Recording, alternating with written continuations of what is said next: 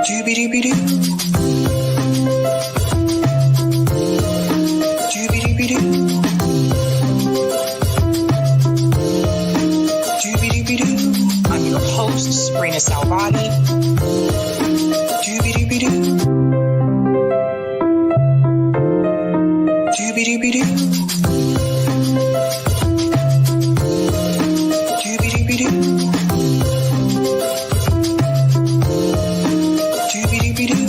I'm your host, Sabrina Salvati.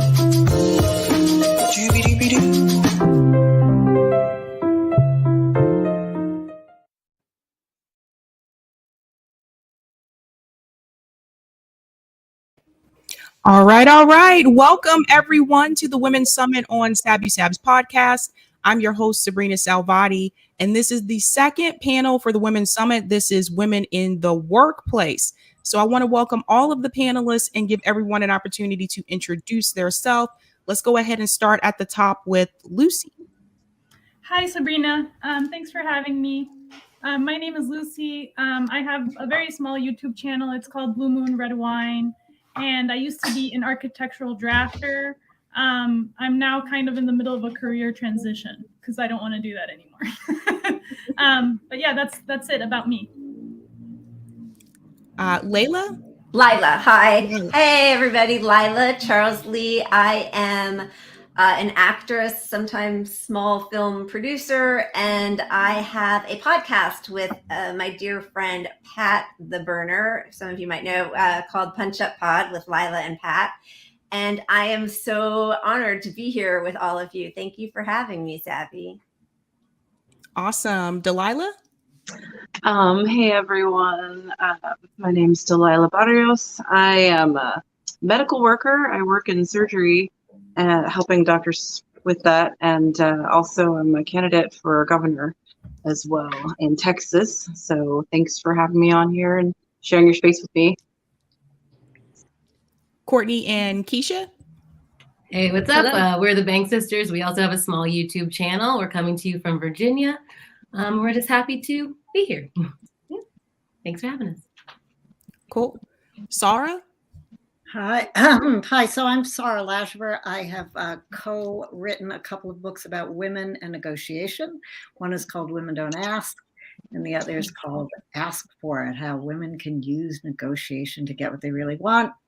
I'm delighted to be here, calling in from snowy Concord, Massachusetts. Meg? Hey guys, I'm Meg McPherson. You probably know me from Twitter as Killjoy Meg. I also have a podcast called The Killjoy Guide.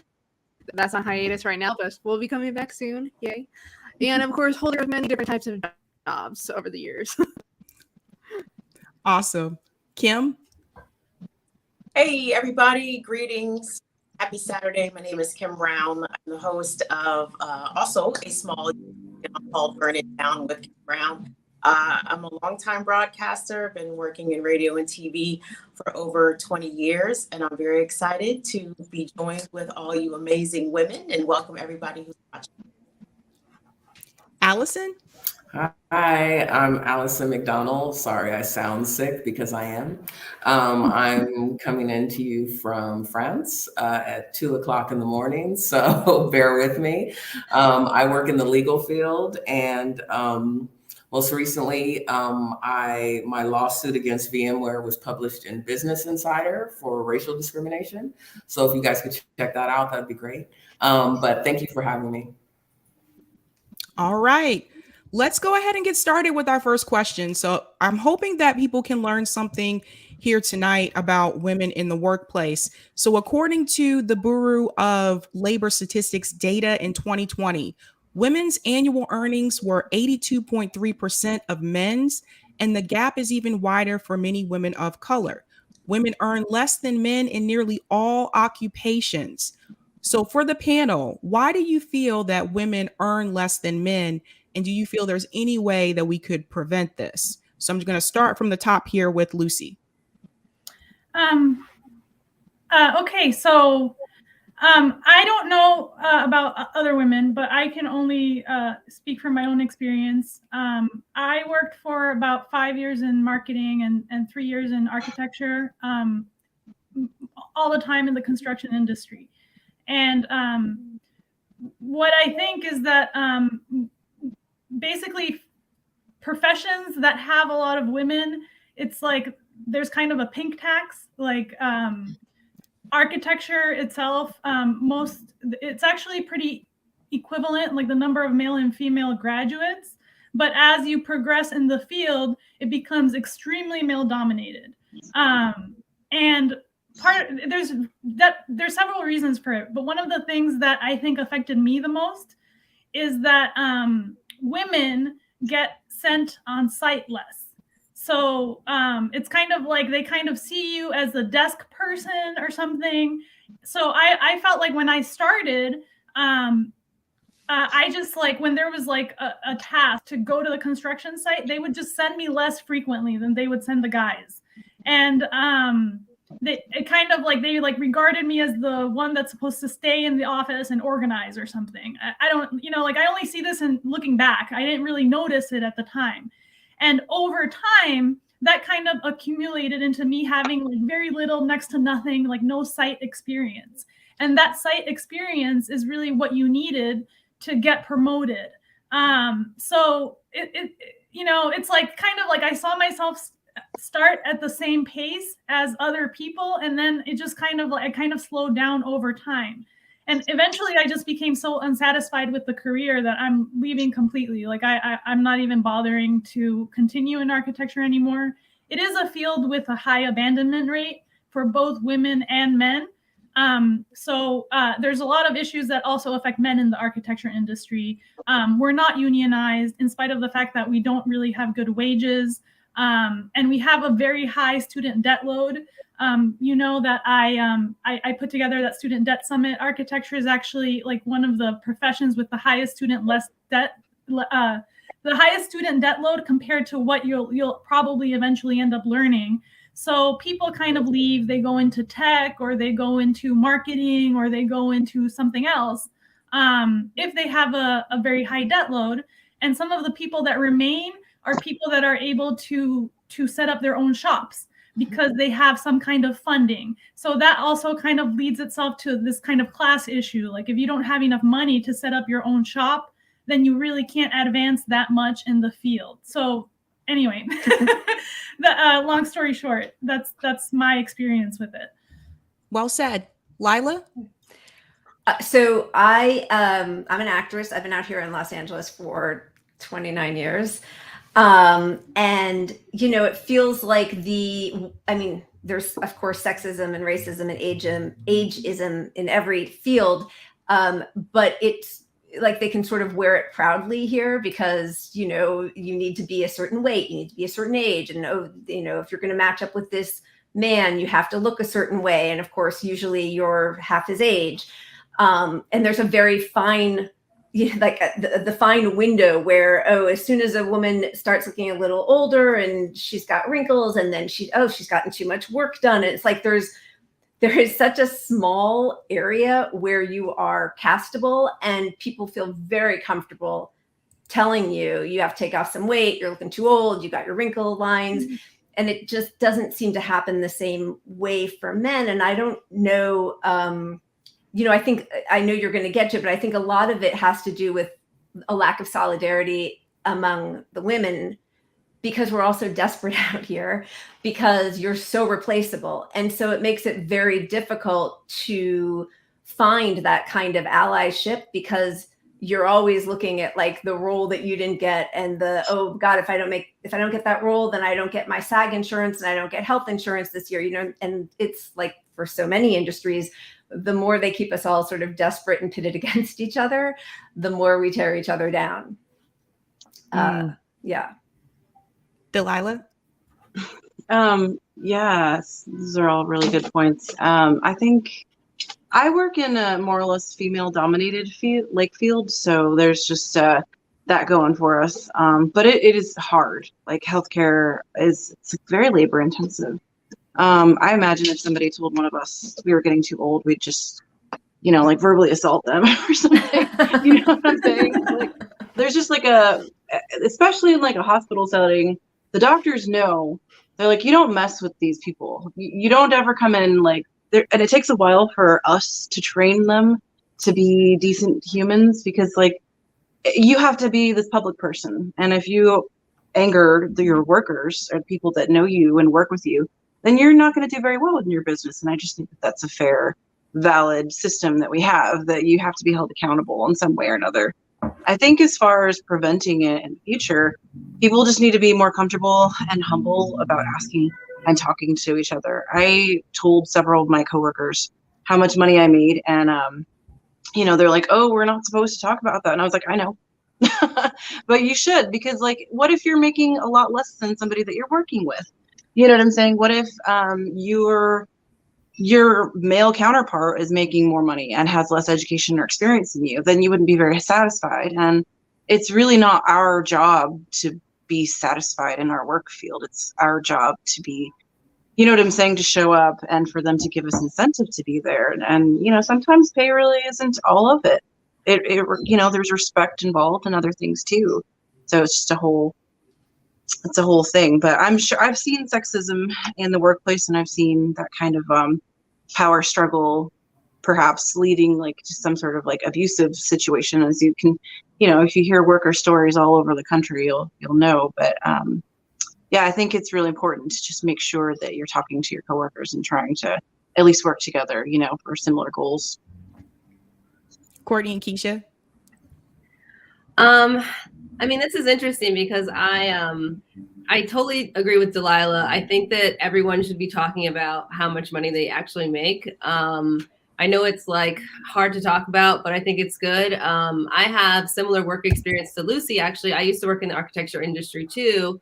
I was an interior designer, commercial interior designer for like 7 years. And then there was such a ceiling on that. It was impossible to make, over like $75,000 or something. So I was like, I got to get out of this. And so I switched over to sales. So I was still in architecture, but on the sales side. So, that was interesting because, like Lucy was saying, it is a very male dominated industry. And a lot of the only way pretty much that women can move up, I think, is to move out of it and to move into a more sales side, which is unfortunate because, when you're on the sales side, you're not using all the technical things that you learned along the way, but it's like they kind of leave you with no other option and no other way for upward mobility. So, it's just, that's unfortunately the reality, which is something to touch on with the acting. I was a SAG actress as well.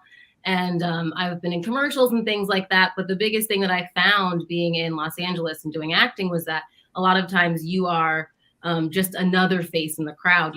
They're just going to put you in. And so I have found trying to build your own brand to be more helpful. And in that way, I'm hoping to be able to command the money and on my own terms, but also I've had experience working in so many startups, and a big issue with that was always that there was no human resources or there would be no one to talk to.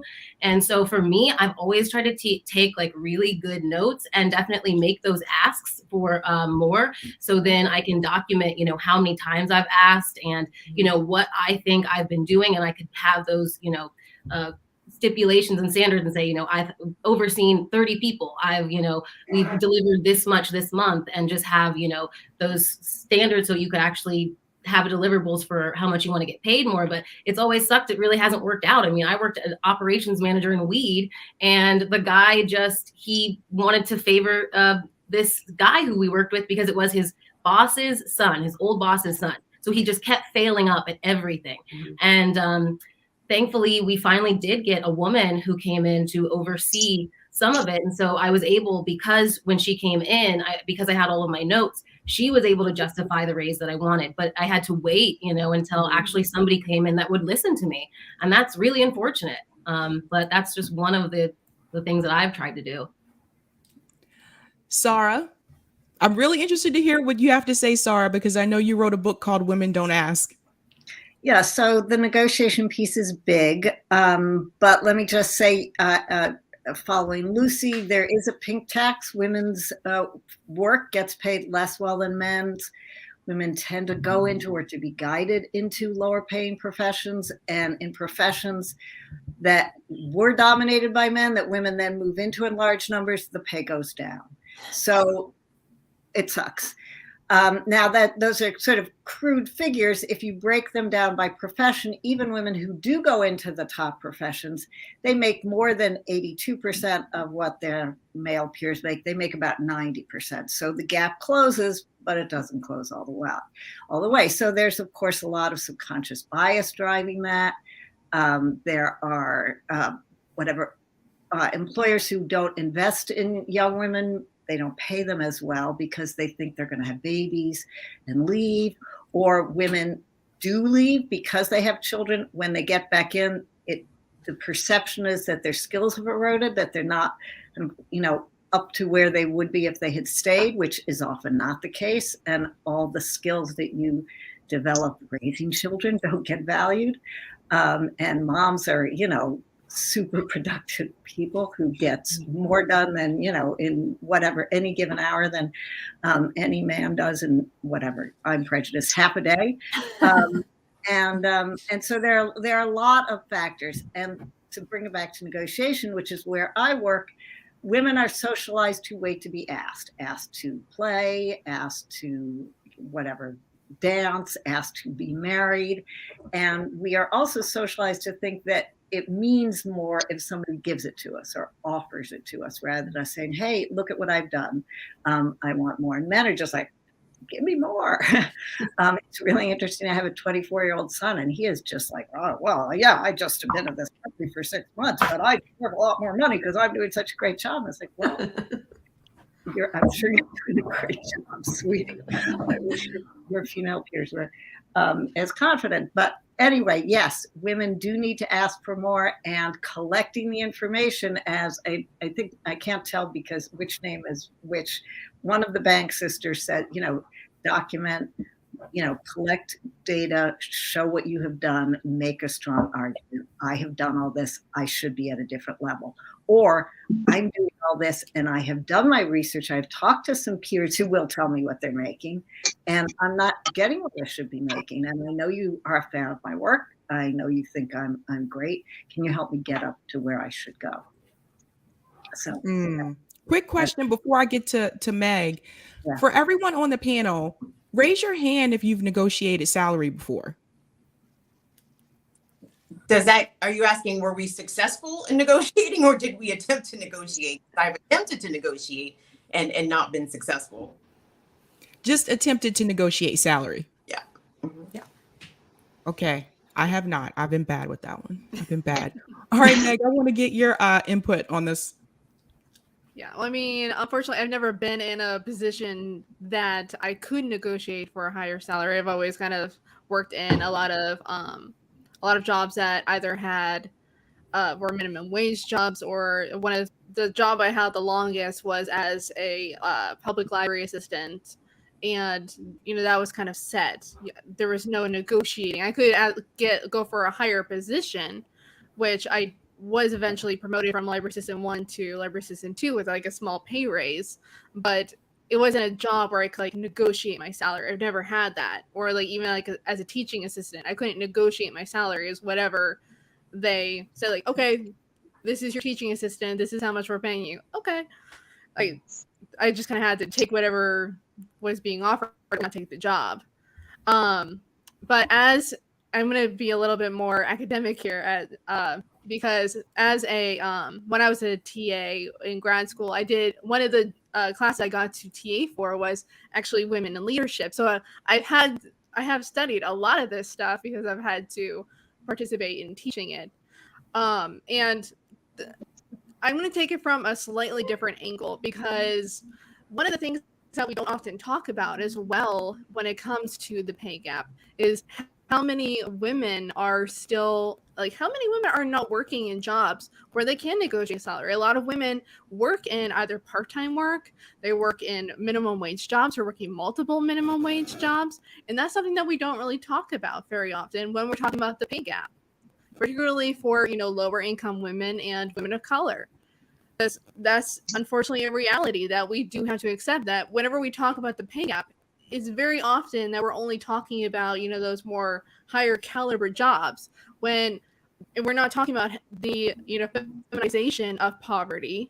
We're not talking about how many women are not working, how many women are shut out of the workplace because they're being caretakers, or there's other things going on that they're not getting paid for. There's so much work that women do, $6 billion a year, that women are that labor that women are doing that they're not getting paid for, that I think should be put into the equation. Like so much social reproduction that women are participating in. But kind of returning to some of the things that were being mentioned, an article that I read several years ago about what are called pink collar jobs. So basically female dominated professions that a lot of men are coming into, because a lot of the blue collar jobs are kind of, going away. A lot of manufacturing jobs are going away. And so men are very unlikely, or they're really hesitant to enter more pink collar jobs, care work, healthcare, service jobs. It's anything that uses the soft skills that are usually more known for women holding. And that's why I think women tend to be seen as going into those types of jobs, and they are valued less. Care work is not valued really at all, because it's seen as a woman's nurturing nature. She's naturally supposed to be doing that work, so why should we be paying her to do it? And so a lot of those pink collar jobs, men do go into it, like whether it's teaching or healthcare, men tend to be paid more when they enter those professions than women do. Like both my parents are nurses. My mom has more experience than my dad does, but my dad gets paid more. Tell me how that makes sense. Also, if I could just one other thing, they're working in the exact same department too. They pay more. They're still married? They're still married. But that's the dynamic between my parents. You can make more money than I do. Fine. If that's good for your ego, I don't care. Wow. Kim? Well, I think part of the reason that the pay gap exists and it's still as wide as it is because we live in a patriarchal society that values the labor talents of men more so than that of women. But we all know here on this panel, and everybody watching knows, that if women were to withhold our labor, particularly Black women and women of color, if we were to withhold our labor from this job workplace, the economy would collapse, period, point blank, because we make things go round. We are the essential workers, pretty much regardless of the field in which we work individually. But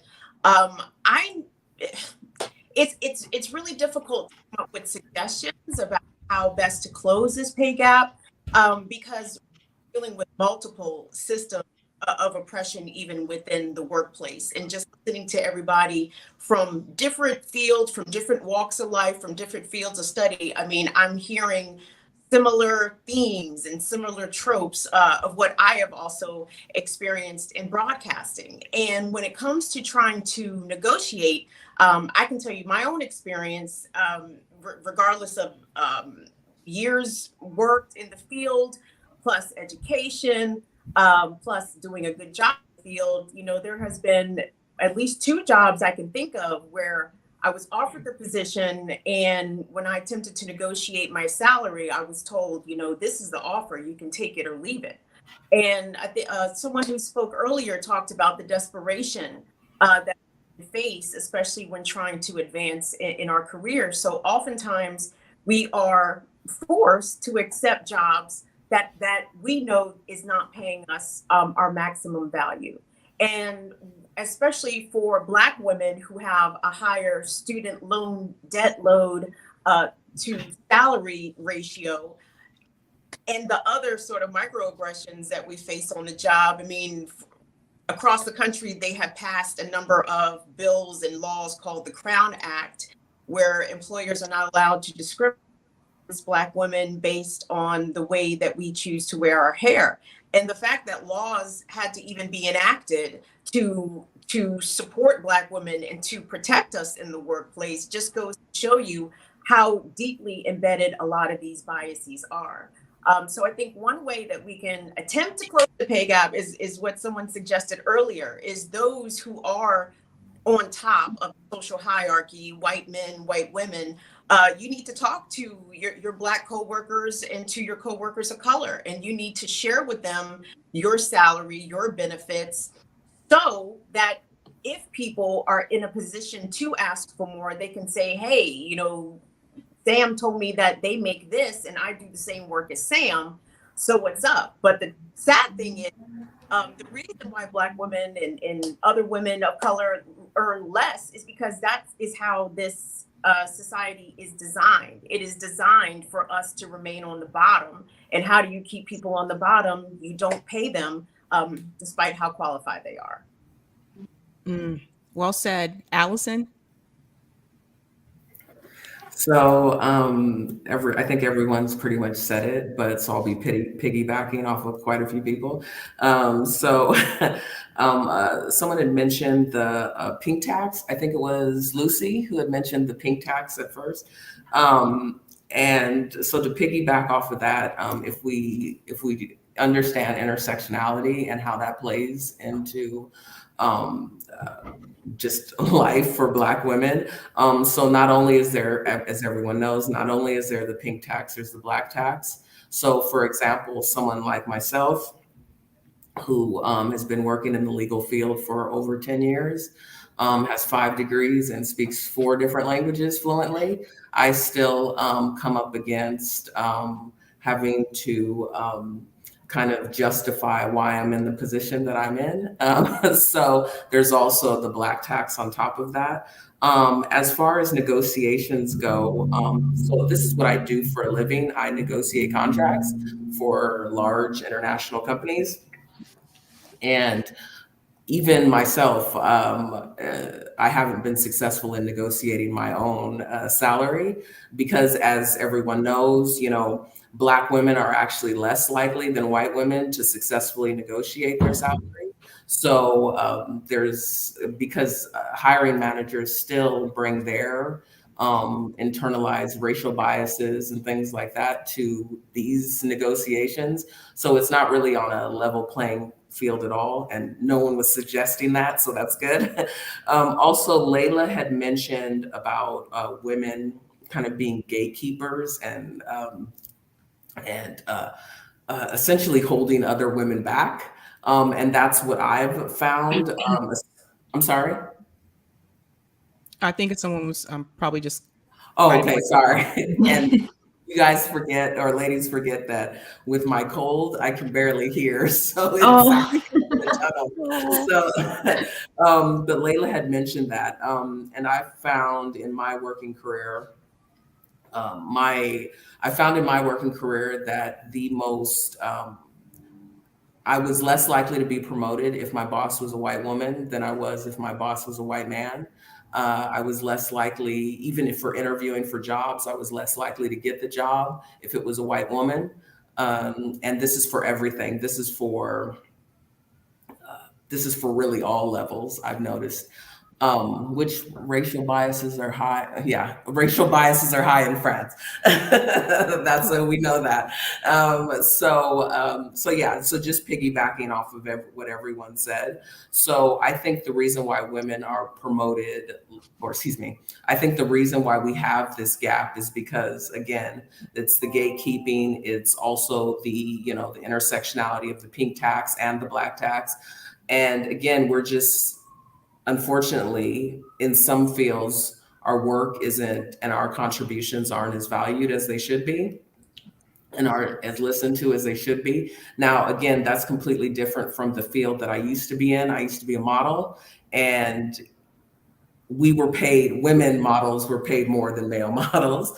But that was that particular special sector of the world. This is not the case, obviously, in every sector, and it's definitely not the case in the legal field. So that was my piggyback assumption, or not assumption, but piggybacking off of what you all said. And if I could add one more thing to kind of what Meg had touched on with kind of lower wage workers, like I've been a bartender or waitress for many, many years. And I found something that has happened with low wage jobs is retaliation sometimes. Like if you ask for something, sometimes they'll put you on bad shifts after that. And so it's like, how do you So that's something that I've come up against, or trying to stick up for everybody on the staff or something, and then you get, the morning shift on freaking Thursday. But that also happens to higher levels too. So I think that's across the board that happens. That's a good point. This is taking me into my next question, and this was kind of disturbing to hear, but this is coming from Yale School of Management. So it says that women are 14% less likely to be promoted at companies each year, and that a major factor preventing women from being promoted is that they are consistently judged as having lower leadership potential than men. So the question I want to bring to the panel, why do you feel that, and this is men and women who feel this about women, by the way, why do you feel that women are perceived as not being leadership material? So I'll go back up to the top and start with Lucy. Okay, so I think that's an interesting question. In my experience, and I'm going to piggyback off of what Allison said, except for whatever reason, like in my experience, it's happened to me with white women and Black women and straight women and gay women, like all kinds of women. At least in the construction industry, it was like there were less women, right, in general. And usually there was like one woman that was like the queen, kind of. I don't know if you've noticed this phenomenon. And she kind of had this like womanly command over the work environment or whatever. It was kind of like the Hillary Clinton of the workplace, right? It was just like, I worked in other kinds of jobs before. Like I worked in nonprofits where there were a lot of women, and I get along with women really well, actually. I'm not a catty woman. I generally get along with women. I get along with men. But I found that in the construction industry, there was also always kind of, excuse my language, kind of like a queen bitch kind of like personality. And it was just like, that woman actually like made my life miserable at more than one job, like that personality, because it was like that woman was kind of like the perfect woman, the one that was aggressive enough, the one with the Hillary Clinton personality, like the one that had that looked very feminine on the outside, but was like not very feminine in other ways, that, if that makes sense. It just seems like when it comes to women, like if you like, they kind of want you to look like a woman but be like a man. And this is just like, this is impossible for me. So I kind of just gave up along the way. Like I just, like they were always saying things like, you need to be more aggressive or less aggressive, or like, more confident, or it was just like, and like after a while I was like, okay, maybe there's just kind of a generational gap too, where there's this expectation that the women that rise at work have like kind of a very perfectionist, commanding personality. And not all women have this personality, and it just seems like there seems to be a wider, and I think there does need to be actual racial diversity, like all kinds of diversity in the workplace, but people don't talk a lot about like personality diversity. It seems like men are given more leeway to actually have their own personality at work, whereas like with women, you have to be a certain way in order to kind of be considered that leader. That's been my experience, but I don't know what you guys think. That's a good point. Yeah. Lila? Yeah, I mean, I think a lot of what you said, I agree with. I think there's such a narrative that's crafted about how women are, and if you're bossy or a perfectionist or you're a bitch, right? But if a man does it, he's just like, well, he knows what he wants and he works people hard. He expects the best. And if you cry, or you're emotional, that's such a feminine, hysterical response, unless you're, Brett Kavanaugh trying to get on the Supreme Court, or John Boehner talking in front of the House, right? They can cry and then it's like, oh, they're in touch with it. So like, I think the more we all come to terms with the fact that these narratives are crafted as, we all know, as sort of gatekeeping, because but again, it's hard because we are all kept in such a desperate place, whether it's in the entertainment industry, which is a microcosm, but I mean, in our whole country, I think we're all sort of fighting for scraps. And so, you know, if you're one of the lucky ones who sort of like rises up, I think it becomes sort of like a fraternity hazing mentality. Like, listen, I had to deal with all of this, so you should too. Instead of reaching back down to the people who are still there, you know, they pull the ladder up behind them. Like, I did it and I pulled myself up by the bootstraps, which, as we all know, it's never just a solitary journey to get there. But I just think, unfortunately, so much of the systems in our country for the last 40 years have sort of conspired to make us not socially aware or generous, because we are all, again, sort of like kept at this level where we're so desperate to just kind of get by, which is not conducive to a working society. That's my sad. I need my glass of wine. Cheers to that. No, yes, I think that's very important to understand that the basic human needs are continually exploited, and women are not new to that exploitation. You know what I mean? We're often undervalued and underpaid for our labor. My work experience is the leadership skills in that field are different. I think I am kind of that woman who's assertive, and I'm not going to act like you're going to go ahead and try and tell me no. Let's see what happens. And I've got so much, as a politician, I've gotten nothing but grief about it. You know, people are just like, you need to tone it down. You need to be, and I'm like, listen, if I was that person, I wouldn't be here right now, because you know what I'm saying? And people are like, I look up to you because, you know, you're assertive or this or that. And I'm like, well, you shouldn't, because this isn't fun for me, because I've always had to be this person who's saying, that's not fair, you don't need to deal with that, or like, you know, bringing other people around, and I'm like, this happened, and and I've gotten a lot of grief for it, and it's been a struggle, and I don't care. I just keep doing it anyway. And I think that, you know, I have this odd talent of making men unhappy and uncomfortable when I'm around them. They criticize me. They say that I demasculate them, and that, you know what I'm saying, that like it's too much. And I'm just like, sounds like a you problem, because I'm just here doing my own thing. And I'm sorry that you're used to and comfortable with being catered to all the time. That is not what I'm here for. I am not here for that. So it's really interesting, because I have been in the medical field for 19 years, and I grew up there. You know what I'm saying? I grew up with people like, oh, don't talk to that one because he'll throw something. And I was like, oh, okay. You know what I mean?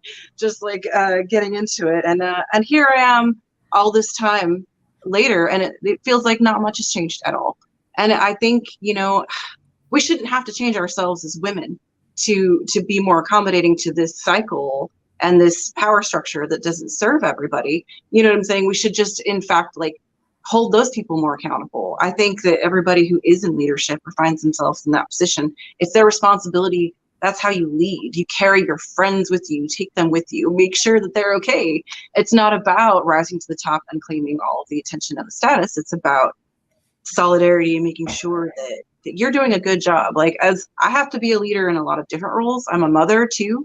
And I'm a teacher. When we get new students, I have to teach them, you know, how to patient care and all of that. And it's important. And it's just, I think a lot of the bias comes from women being graceful and women being quiet and, you know what I mean? Like silent, supportive types. And that's just not, that's very, those women are important too, but that's not the majority of women. And so I'm ready, you know, I think we just socially have to accept that needs to, those old ideas don't really help us anymore, and give them up. Well said. Courtney and Keisha, why do you think people see women as having lower leadership potential than men? That's so, well, I guess I don't necessarily see that, because I feel like so much responsibility gets put on women. So I feel like they see the skills. So whether or not we're recognized, I think monetarily or with the position, I feel like that's where the disconnect is. But with what Delilah was saying, I had written down, I was a crazy bitch, no regrets. Because I worked with a guy who was so completely misogynistic. And I mean, so many times in my life, because I'm a Black woman, you know, I've had to write down things like in classrooms, because of a way professors were teaching me. I've always just taken notes.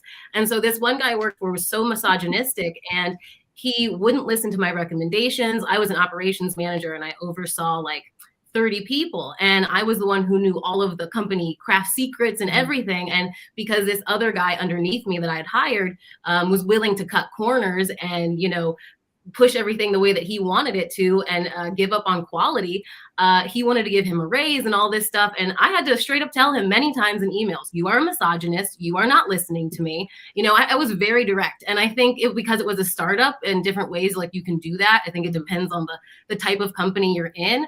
But also I think it depends on your personality. Like for me, like just what Delilah said, things haven't changed. Like the same thing happened to me working in a restaurant. Like I was training a guy and the boss didn't want to pay me the rate. He wanted the guy I was training to get paid the rate of the trainer while I was training him. So I said, you can go fuck yourself. And I left. Figure out how to do this. Goodbye. So it just depends like what position you're in, but it's sometimes there is no way to fix that relationship. So it's almost like you have to find somewhere where they are going to recognize those leadership skills and give you the respect for them, because I feel like they always are putting that responsibility on us.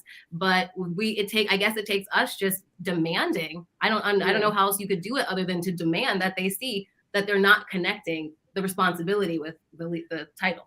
It's so funny. We didn't compare notes, but we have basically the same notes. I mean, I think if you look at any work situation, if you think about any time you're in an office or any type of work setting, who do you go to who answers the questions? Who trains you? Who tells you what to do? Who does the boss go to when they need something? You know, it's always women who are running things in the background underneath. So I don't think it's a leadership issue at all. I think women are 100% the leaders of, you know, pretty much any workplace. But I think the issue is with people wanting to recognize them and pay us our money, pay us what we're worth. And I think a lot of times, you know, it's almost like men just like haven't gotten over, you know, women in the workplace. They're just like still mad about it or something. And they refuse to just give up the reins and say, you know what, this lady is actually doing a great job and I should give her due. I mean, they would much rather, it's not going to change unless we say something, because men will stick together and they will make sure that their friend is raised up before someone who's doing all of the work behind the scenes. Sarah? So just getting to the Yale study, and what the research shows is that people associate leadership qualities with the ways in which men have always led. So command and control, very decisive. I decide, even if I don't know what I'm talking about, I'm going to tell you how to do it. And the ways in which women lead have actually been shown to be better, because women ask a lot more questions. They listen to the answers. They draw in the input of people who are lower in the totem pole, but who have points of views and experience that actually informs good decision making. And not only that, brings them along, that they get greater buy-in to their decisions because they've included more people in reaching those decisions. And especially in the changing business models of the 21st century, a lot of scholars think that approach to leadership is actually going to work better for businesses. But we are all the products of a lot of cultural noise that we've been hearing, boys and girls, men and women, about what a leader looks like.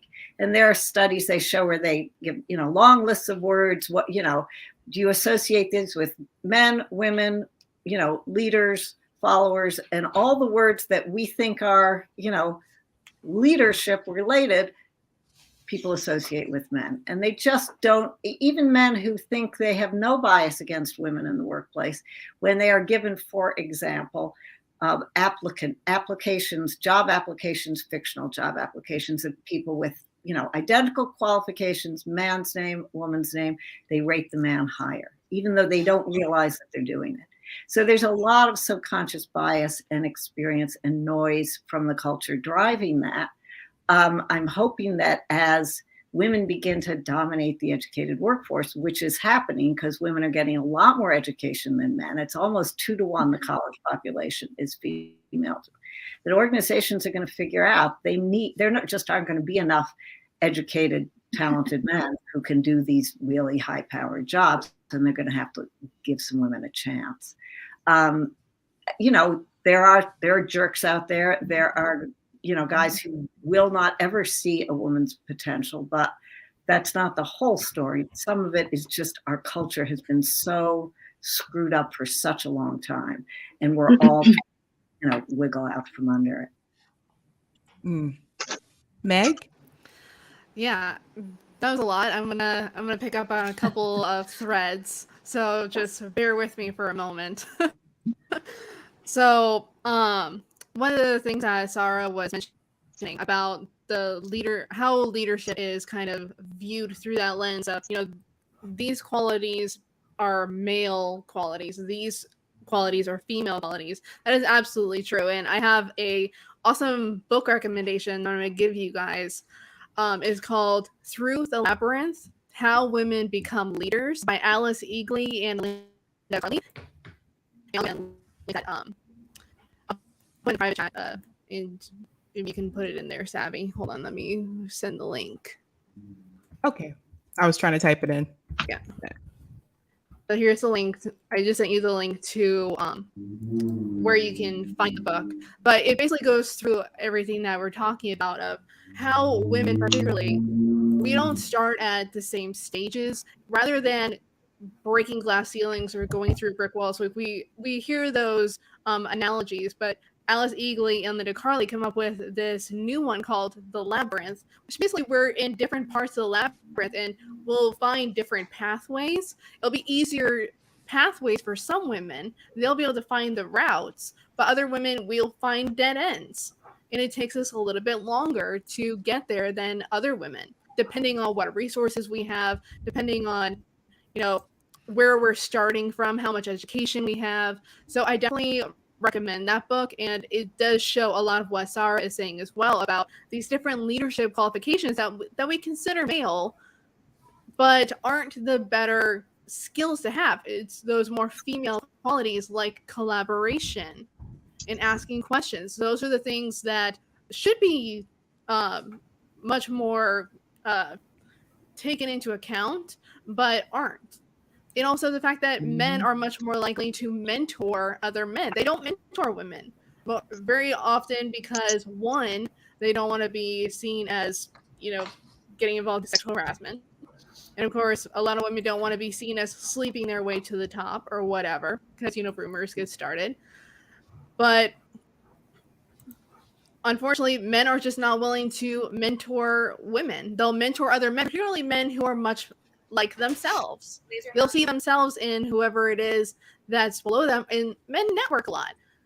You know, they network by going to play golf or going to, you know, these fancy lunches. And that's how they, you know, they create that fraternity, that brotherhood. So they're much more willing to have that mentorship with, you know, another man. They're not going to do it with women.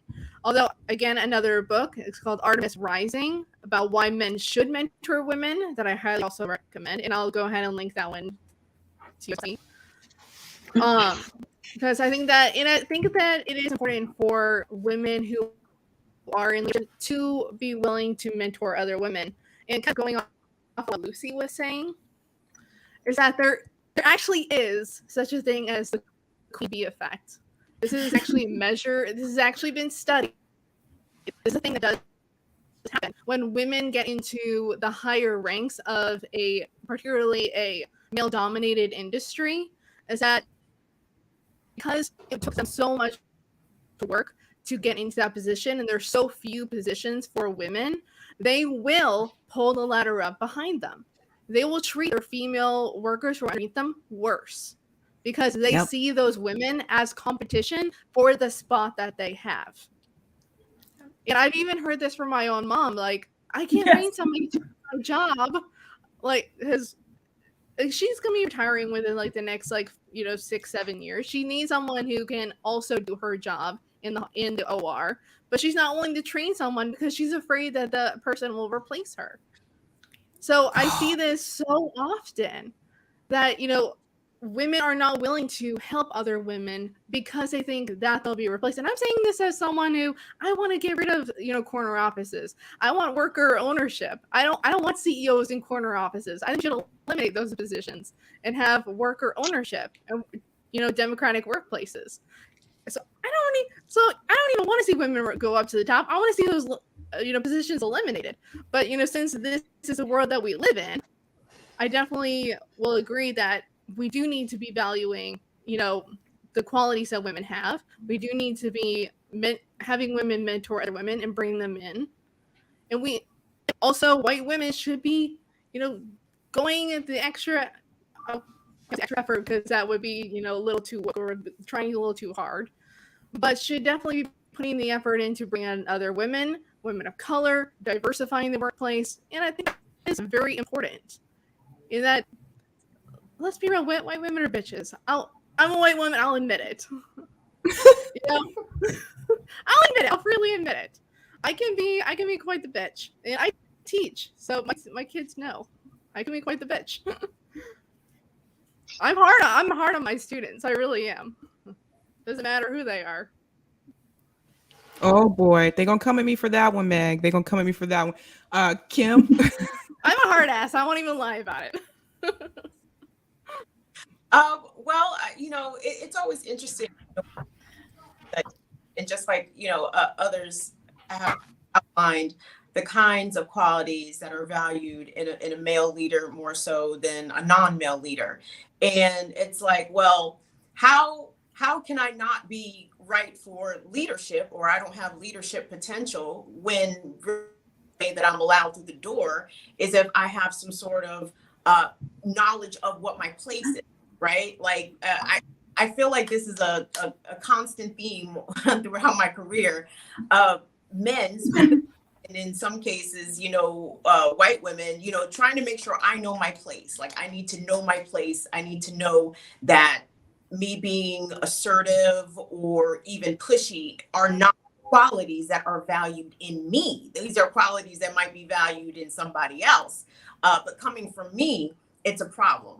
And the interesting thing about the leadership aspect as it relates to not seeing women in these roles, let me talk about my industry here, specifically in broadcasting, even more specifically in radio. So the most coveted day part, the most coveted time slot for urban radio, for Black radio, is morning drive.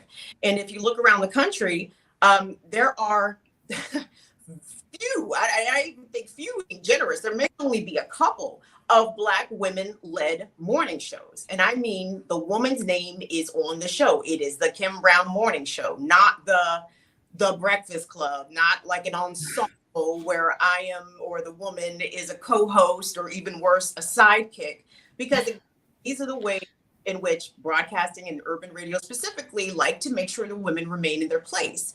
So you don't have many Black radio shows because most of the management and the executives and programming are mostly male.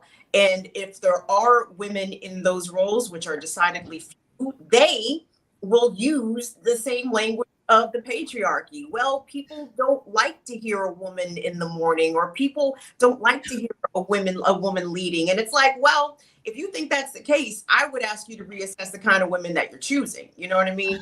And when we find women in some of these roles, these co-host roles, these sidekick roles, they're usually just that, co-hosts and sidekicks. They usually do not push back against misogyny from the male hosts, or homophobia or transphobia from the male hosts. They usually just giggle through a lot of bullshit, right? A lot of stuff that somebody like me would check in the moment, but that's not what they want, because that's not knowing your place.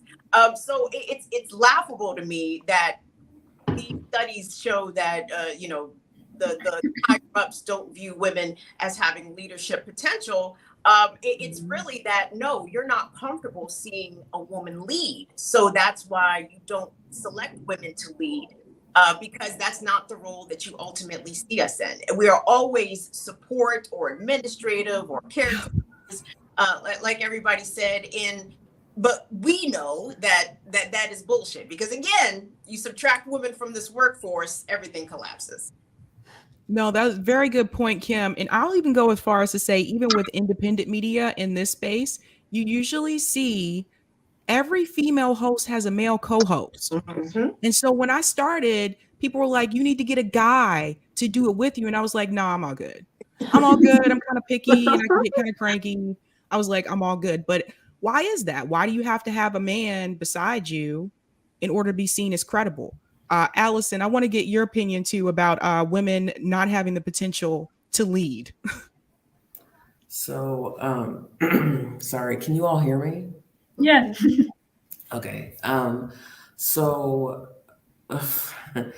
so I think it's, again, I think everyone said most of the points I wanted to say. But I think, again, there is the issue of Layla, I believe, had brought it up about, for example, she just said example, crying and things like that at work and things like that. I find that interesting because as a Black woman, maybe it's different in the legal field, but as a Black woman, I am not given that grace to have human emotions outside of being a quote unquote pit bull. I'm not given the grace of having human emotions like crying and things like that. I have to be 100%. So I found that interesting. That must be nice to give that to be given that grace. So also, I believe the issue is surrounding. So again, it's very different because as a Black woman, at least in the legal field, our the things that we are allowed to do, I guess you could say, are they are leadership qualities. They are, being able to, hold your own, things like that, being able to speak an assertive voice, being able to do all of these things. These are things we have to have, these characteristics, but we're still not promoted. So I'm not sure if it's the not having leadership, not seen as having leadership potential. But also I wanted to touch on the fact that, I believe that these diversity and inclusion initiatives, so they've not, I believe, but so I've seen studies where the diversity and inclusion initiatives have been really gauged towards white women and having that sort of diversity. And I think that was by design as well, honestly. I think it was definitely by design because, again, two people from the same country, from the same, ethnic background, racial background, things like that. They very much see the world the same. So I found that interesting because when someone had brought up diversity and inclusion, but I don't know. I don't think I'm able to answer that question as far as not having leadership potential because, again, these are all things that, at least in the legal field, Black women have to have these characteristics. So, and we're still not promoted. So I don't know if I'm able to answer that question, other than, again, it's different for us, especially in the legal field. Now, yeah, I mean, when I think about, for example, places that I've worked where my supervisor has been a Black woman, it's definitely, I have been given the opportunity to, for example, ask questions or things like that. Whereas if my supervisor was a white woman or a white man, I had to be thrown in and be able to swim, sink or swim, or kind of thing. Whereas if I had a Black woman who was my supervisor, and that's only happened once, by the way, and it was a wonderful working environment. Anyway, I was allowed to ask questions. She understood that, for example, I had to switch languages. So when I'm explaining legal a contract to her. I had to speak to her in English. She was another American, but I had to explain. She understood that, jumping from French to English is a little bit hard, especially if you don't. I learned French when I was older, so she was more understanding of the different, how to get the work done and things like that. She was more understanding, I found. So I don't know. Honestly, I don't think I can really answer that question because, again, I feel like as Black women, especially in the legal field, we have the qualities that are required for leadership positions, but we're not getting those leadership positions because we're Black. So I don't think I'm able to answer that question. So yeah, that's all really I can. That's all I can contribute to that.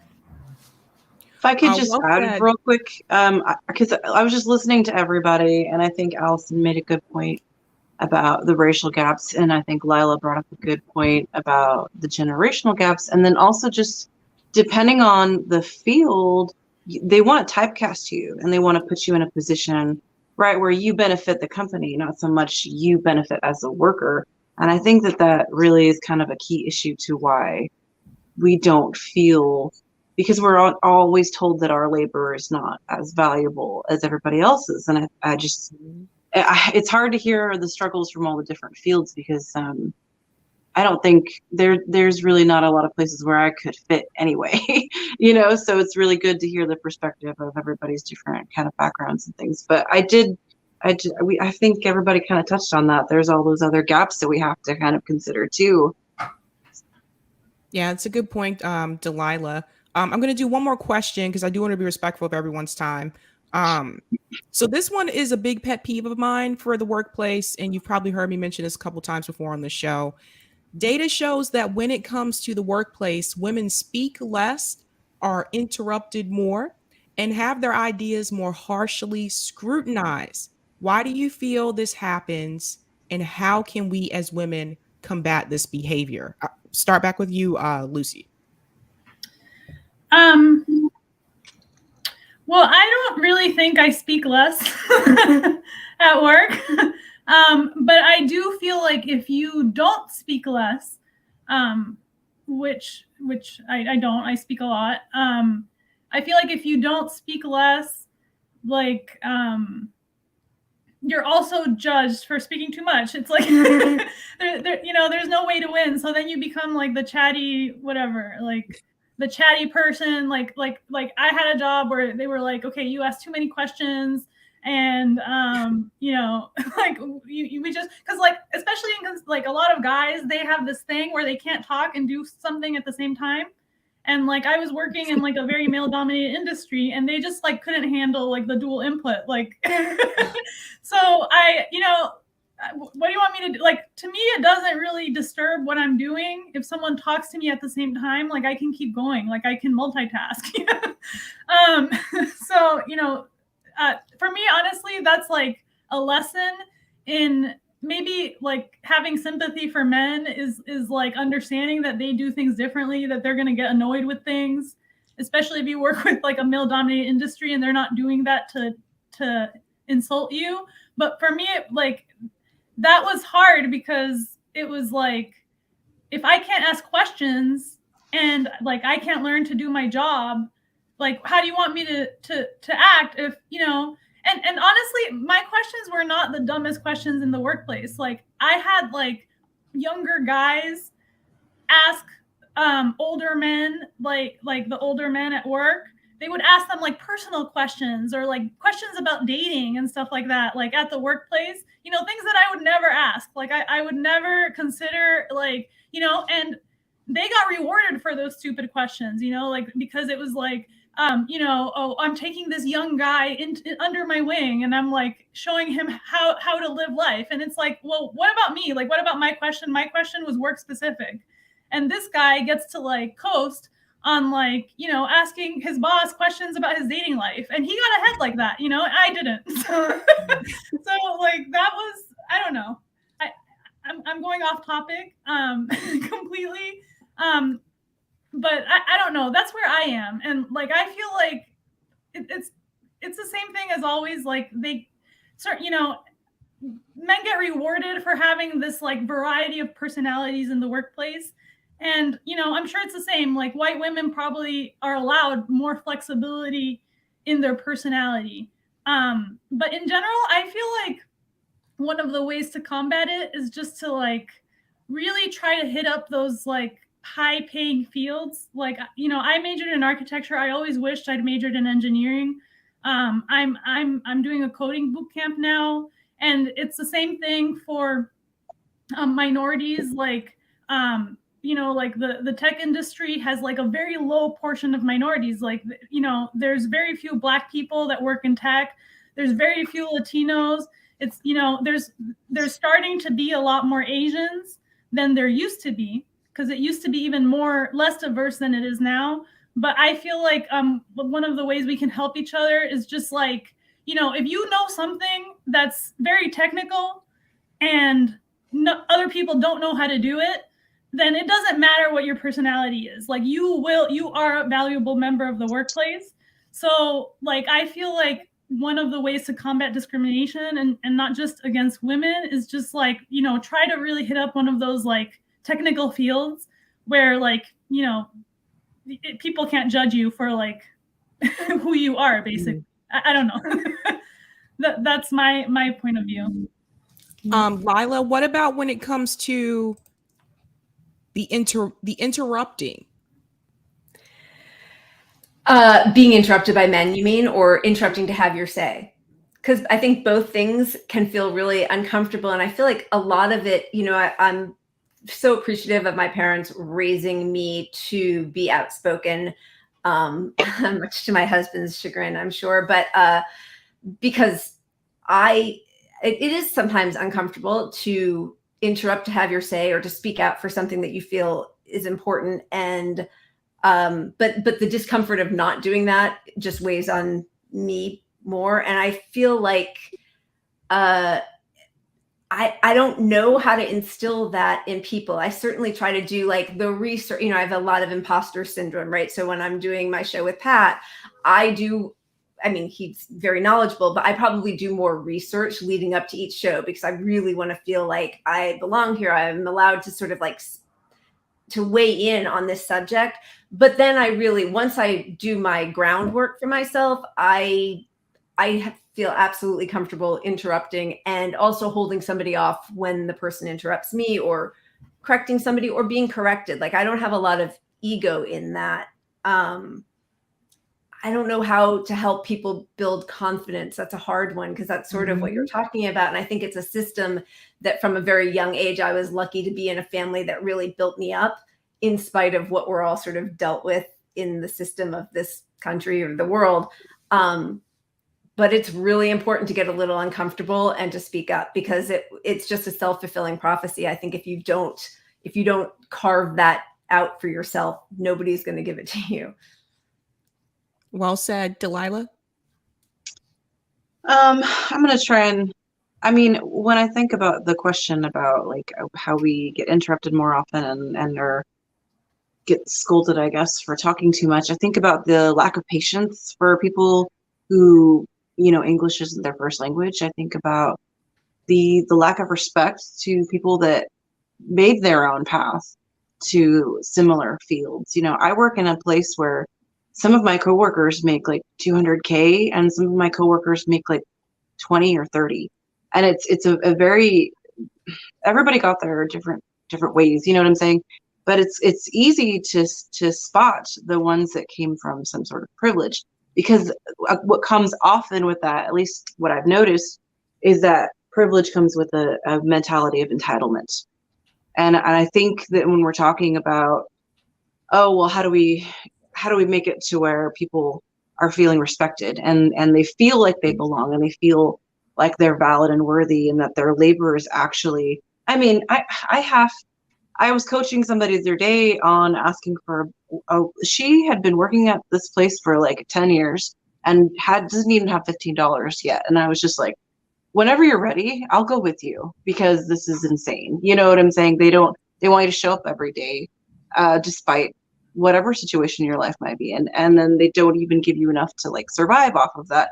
So it's crazy. I think as far as getting to that place, it really, really helps when you've got somebody on your side who's willing to give you that time. So for instance, I work in the OR, and for the, obviously I have 2 jobs right now, 3, 4, whatever.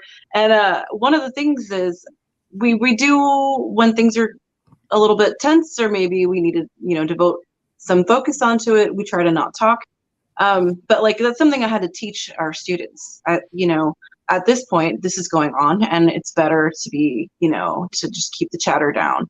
At this point, it's okay to try and have those conversations. But again, if they have valid questions and they want to learn, I make them ask themselves. I'm like, I have to, because I need you to learn how to put yourself in that position, because I'm not going to be here for you all the time to help you, you know what I'm saying, speak up. And so I don't really want to talk about like the bias, because it's just so prevalent, and obviously there's a lot we need to work against. So I do like to try to focus on the things that you, and as an individual, as a coworker, what you can do for other people is you can interrupt the interrupter. You know what I'm saying? I've been in meetings and people are not letting somebody say something, and I'm like, you need to stop talking right now, because this person needs to say something, and then it can be your turn. And I feel like I have to be a mom to some people, and some people I have to be, you know what I mean? Like just their confidant. And it's just that we all wear so many hats and have so many roles, and the least we should do is get paid well for it, Yeah. But yeah, that's all I got on that. I hear you. Lila actually has to head out. So I just want to say, Lila, thanks so much for coming on. I am so sorry. You all are amazing. Thank you for having me. I have family in town for like 2 hours, and I haven't seen them in 4 years because of COVID, and they're leaving on the red eye. You're brilliant. I can't wait to watch the rest of this on playback. Thank you. Thanks. Thank you so much. Have fun. Thanks, Lila. Bye, everybody. Thank you.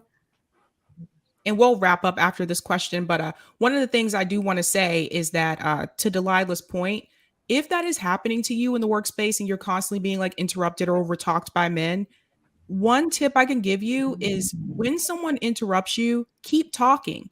A lot of times, like we're interrupted by men and like we stop talking and they just take over the rest of the conversation.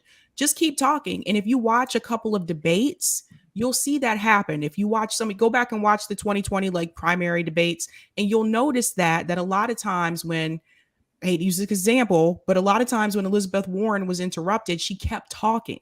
So I think that's important to note. Sarah, I think you were next. So I want to go to you. Okay. I shifted on the screen. So there are a couple of things I want to say just about this idea that women get interrupted, say, in meetings a lot. And there's this social science concept called homophily, which is that people like to socialize with, work with people who are like them.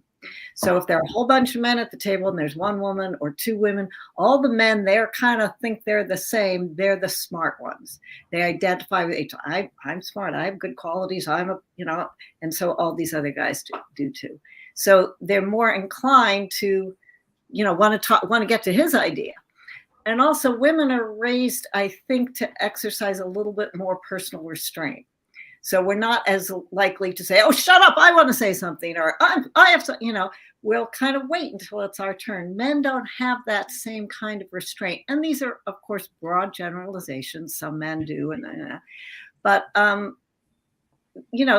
thing that I would say is if you want to be an ally to another woman at the table, and she has a good idea, and some guy, everybody ignores her, and some guy then has the same idea, and everybody says, oh, brilliant, what a good idea. Then you should say, I'm glad everybody agrees with Sharon, or I think Sharon had a great idea there. Or if somebody is interrupting Sharon, say, wait, I want to hear what Sharon had. I want to hear the rest of what Sharon has to say. Try to step up for the other women, and hopefully they will do it for you as well. And just underline it was her idea first, because it is a classic thing. Every woman I know has had this experience. Great idea, completely ignored. Half a beat later, some guy says the same thing, and everybody's like, oh, brilliant. So try to, underline where the idea really came from. Awesome. Courtney and Keisha. I wish that someone would teach a class on this, seriously. This is like, I feel like when I have tried to speak up, you know, of course, just like Sarah was saying, you know, this happens to everyone. But one thing that I have tried to do is if it was something, you know, like something that needed to be like implemented or like a bigger idea, I tried to make sure to like send it in an email. Also, just as kind of like what you're saying about documentation and backing things up, and just so that people would, that way, like, my boss has already kind of warmed up to the idea or knows that I'm going to bring up something like this, like, oh, hey, I'm going to mention this in the meeting and see how people feel about it. I mean, I think that's one thing that you can do, but it's just so hard to actually, you know, get your points heard and get across. And I mean, I love what you said too, Sabby, about like, just keep talking, because I think that, yeah, a lot of times men inadvertently even, you know, and even that Queen Bitch lady that Lucy was talking about too, will just like run right over you. Yeah, I don't have this issue so much at all. I'm pretty aggressive, and I did stand up in Hollywood for like 5 years. So I have, you know, I've talked to a lot of fucking people. But I would say, like with what Delilah was saying, and I was going to say exactly what Sarah said as well, like you can see when other people need that help. And if you are good at that, then step in and make sure that you are always saying that. And I just love throwing that back in guys' faces, because it's so quick how quickly they'll take over your idea. I mean, it happens in our family all the time. Our dad, our brother, you know, I'll be like, right, he should have said that 2 days ago. So, you know, just reminding people. And other things too, like I used to do Toastmasters. So that helped with public speaking, improv. That also like these kind of things also can help you with just being more comfortable hearing your own voice. Honestly, like that's sometimes a big part of it, or like not knowing when to jump into a conversation. That's always sometimes the scary part too. So if you do have, you know, some hesitations about that, the Toastmasters is a good one. It's like a professional speaking kind of thing, or join an improv class or something. You know, it definitely helps, you know, to get yourself out. Confidence. Yeah. Awesome. Kim? So I mean, this is interesting to me, because I feel as though from answering this question, I look at the younger part of my career versus the later part of my career. And when I look back at my youth, I think about the impetus in youth, right? I did not have a problem speaking up for myself or advocating for myself in any way. I knew my name was Kunta, but after a certain point of being, you know, punished and whipped and blackballed, you know, you learn that your name is Toby, and you start to behave according to Toby. And what I mean by that is instances or situations where I would be inclined to speak up or offer my point of view. I didn't feel as though that was ever rewarded. So as I went further on, I learned how to be quiet. Because that is something that would relatively keep me safe. It would, you know, distract from any sort of unwanted attention. Nobody could accuse me of being pushy or aggressive or confrontational. When the company or the wanted to do stupid shit, I'd sit there and be quiet, let them do stupid shit. I'm not gonna say nothing because I know that if I say something, you know, then the focus shifts away from what the problem is, and then the problem becomes me for having the audacity to open my mouth and say something. So, I mean, I may not even be in the best position to advise women write this, because to me, being quiet or not speaking up in certain situations, I guess at this point in my life, versus where I would absolutely speak up when I was younger. I mean, because, you know, you have a lot at stake. You have a lot more to lose. You may have a family to support. You may have a mortgage to pay.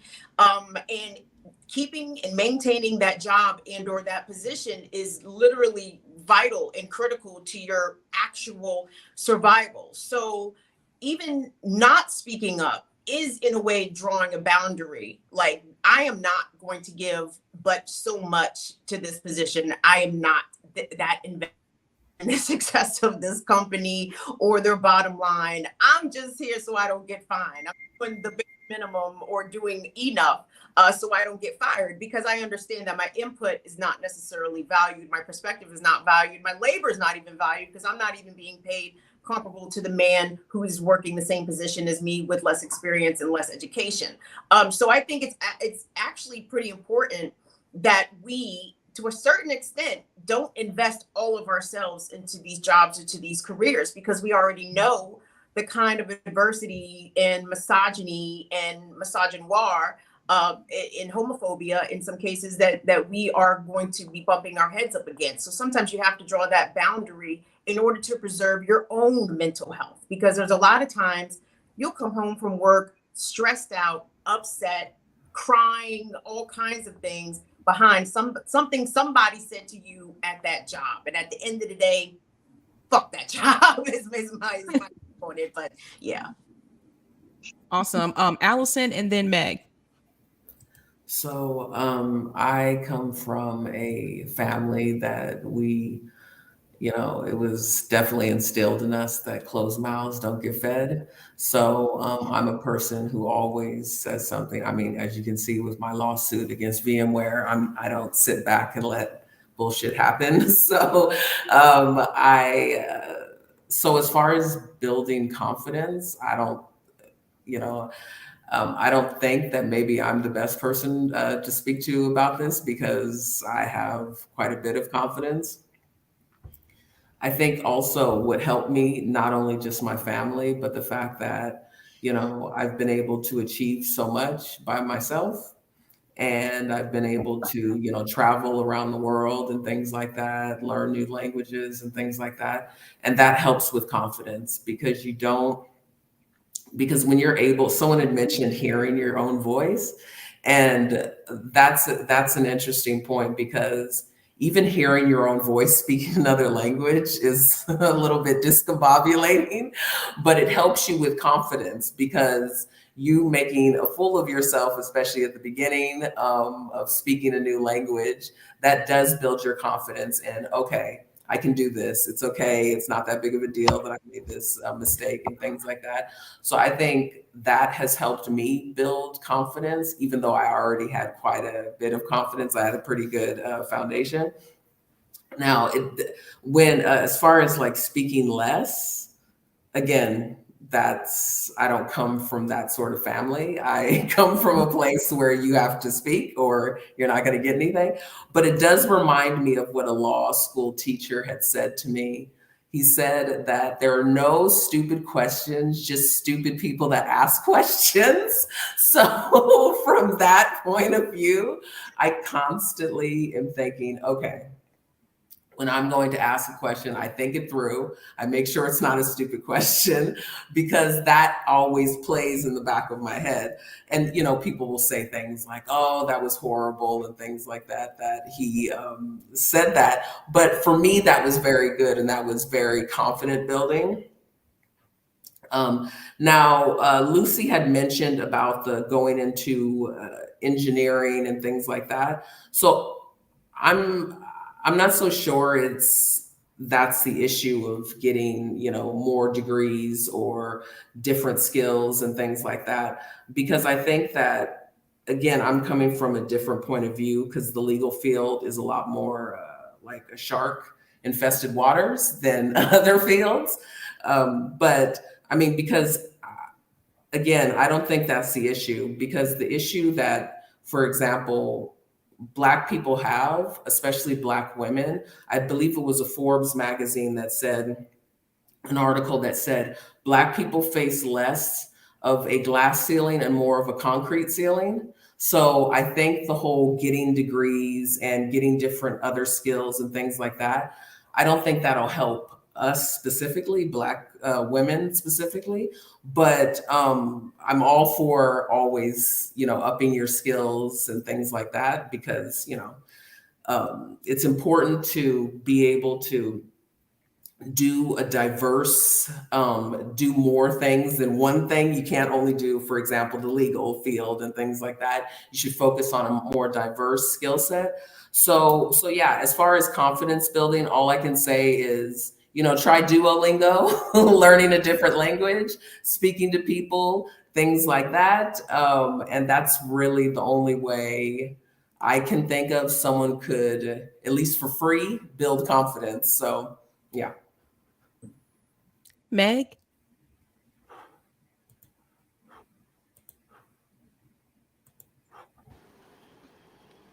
Sorry. So someone mentioned that my mic was kind of cracking before. Is it sounding okay now? I'm not sure. Okay, good. I unplugged it for a second. I mean, this is definitely not. I've worked in a lot of like female-dominated workplaces, particularly in like the libraries and in bookstores that I worked in teaching, and lots of women around. I don't. So this isn't exactly something I've dealt with a lot. But I've definitely dealt with it within my own family, having two older brothers, and particularly having one of them. He's a bit dominant. We have very similar personalities, but he's a little bit more dominant than I am, and he will very often like talk over me in our conversations, and I'll have to be like, "Dude, I was talking. I wasn't finished." Because I'll take a pause, and he will interrupt me to go on with his own. I'm like, I wasn't finished yet. And I will just have to speak up for myself and let him know, like, hey, I'm still talking. I had not finished my point yet. Hold your roll.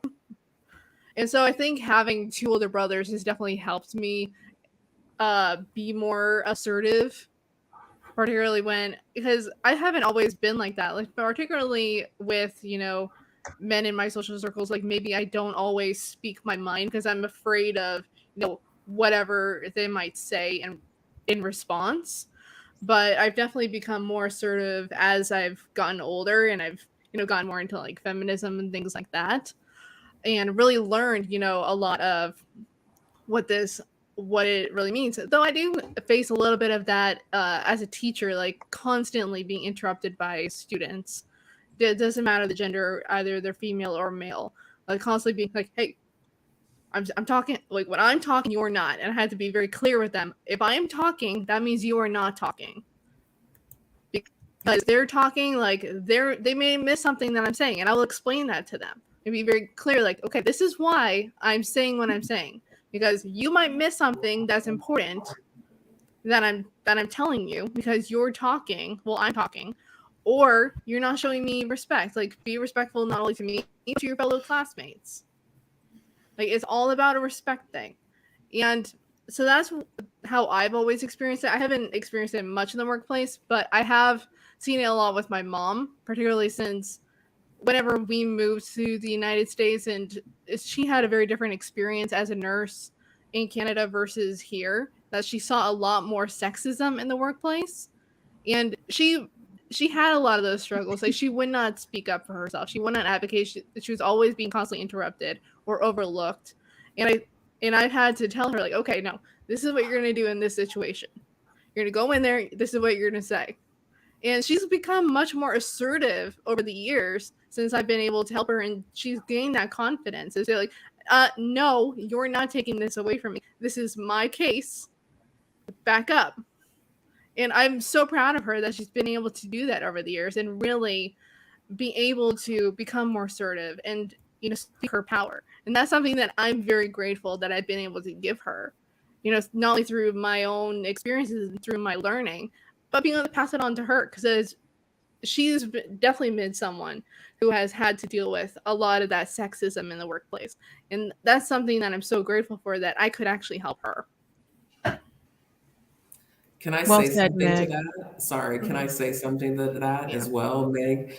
Another thing that you can do, which always throws people off, is when they're interrupting you, and if they keep doing it, I've done this before, where I'll just start reciting the Pledge of Allegiance, and they stop because they realize, wait, what the hell is happening here? Like, what are we doing here? And they'll stop, and I'll go, okay, so I can finish now. Okay, so, and then I go, but it usually I love that.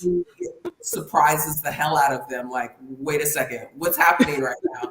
And that is usually us, kind of throwing cold water on them to say, okay, look, I'm talking right now. So I do that sometimes, and my husband gets annoyed when I do that, but I do that sometimes because it's like, no, wait a second, I'm not finished saying what I needed to say. So that's a little bit, or you can sing, maybe, I don't know, something like that.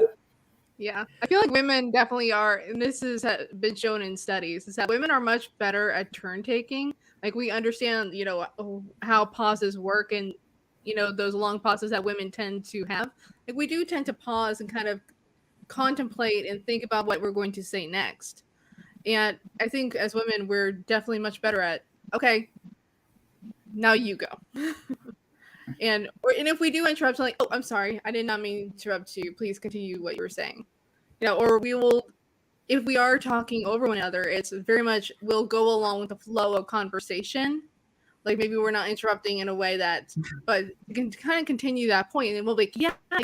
Or is it like, yes, I'm hearing you. Mm-hmm. Right. Just kind of that talking of, yes, I am following what you are saying. And then once that is stopped, like, okay, go. I think I think women are much better at that than men are. And I think studies have shown that. All right. So I do want to thank everyone for coming on tonight. I know I went overtime. I'm so sorry. I'm terrible at going overtime for some reason. But I do want to give a quick shout out for Sarah's book, excuse me. I'll put the link in the chat if you want to check that out. Women Don't Ask. I think that's important to check out. And also thank you to everyone on the panel for coming on. This has been a great discussion. I hope those of you that are watching at home learned something here tonight from both of the panels. The summit continues tomorrow. We'll be talking about violence against women and women activists. So definitely stay tuned for that. Same time tomorrow, 7:15 p.m. Eastern Standard Time. So definitely come back for that. Sabby, can I say one thing? Yep. March 8th, International Women's Day. I think if we're talking about striking, I think women let's take our labor back. Let's make it radical. International Women's Day. I'm down. Might be a I'm good time for a super strike. supportive of strikes. Yes. Good for that. But no babysitting either. That's Thanks, right. Sabby. Thanks so much for coming on, everyone. Thanks. Come back tomorrow. Thank you. Nice to meet y'all too. Nice to meet you guys. Nice Thanks, to meet you. Sabby. Bye. Good night. Bye. Night.